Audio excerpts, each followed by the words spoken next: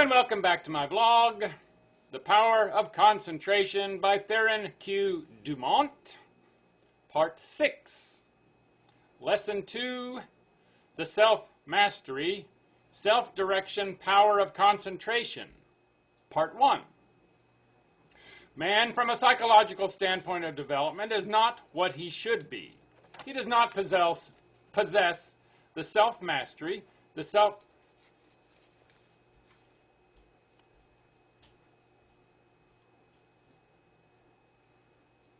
Hello and welcome back to my vlog, The Power of Concentration by Theron Q. Dumont.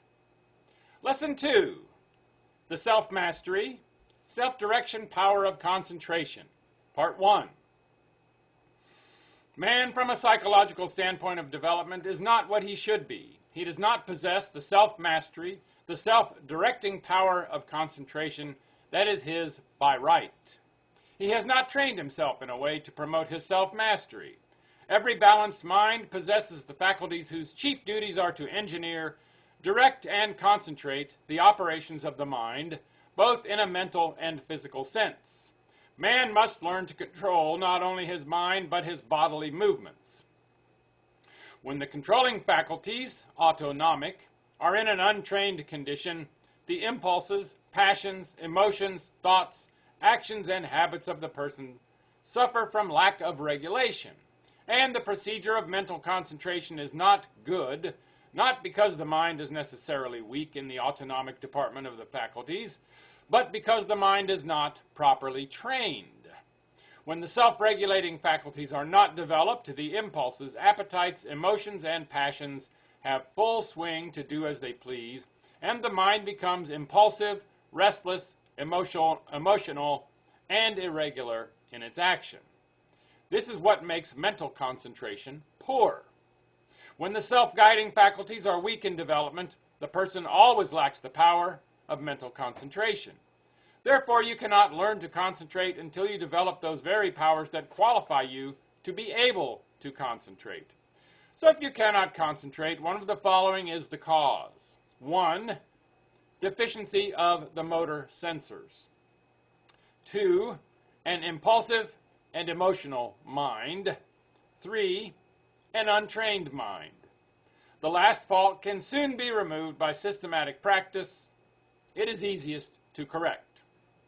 The impulsive and emotional state of mind can best be corrected by restraining anger, passion, and excitement, hatred, strong impulses, intense emotions, fretfulness, etc. It is impossible to concentrate when you are in any of these excited states.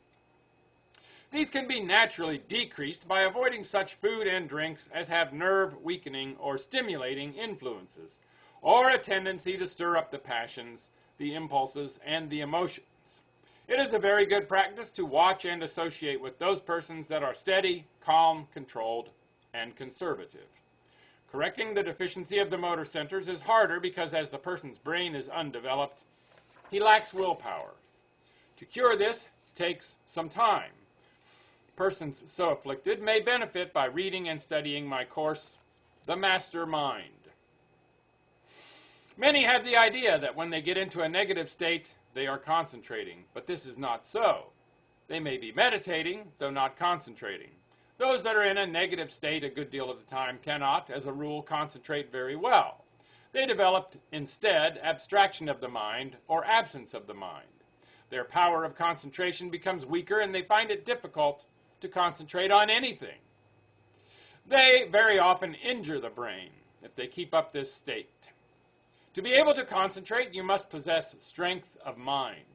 The person that is feeble-minded cannot concentrate his mind because of lack of will. The mind that cannot center itself on a special subject or thought is weak. Also, the mind that cannot draw itself from a subject or thought is weak. But the person that can center his mind on any problem, no matter what it is, and remove any unharmonious impressions, has strength of mind. Concentration, first, last, and all the time, means strength of mind. Through concentration, a person is able to collect and hold his mental and physical energies at work.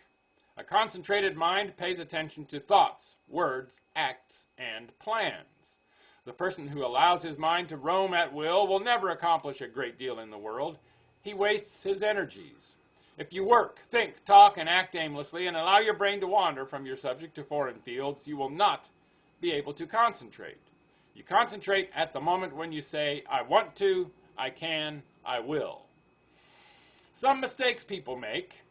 If you waste your time reading sensational stories or worthless newspaper items, you excite the impulsive and the emotional faculties, and this means you are weakening your power of concentration.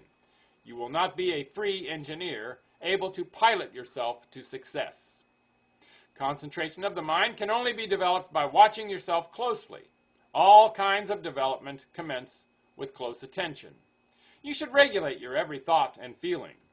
When you commence to watch yourself and your own acts, and also the acts of other people, you use the faculties of autonomy, and as you continue to do so, you improve your faculties, until in time you can engineer your every thought, wish, and plan. To be able to focalize the mind on the object at hand in a conscious manner leads to concentration. Only the trained mind can focalize.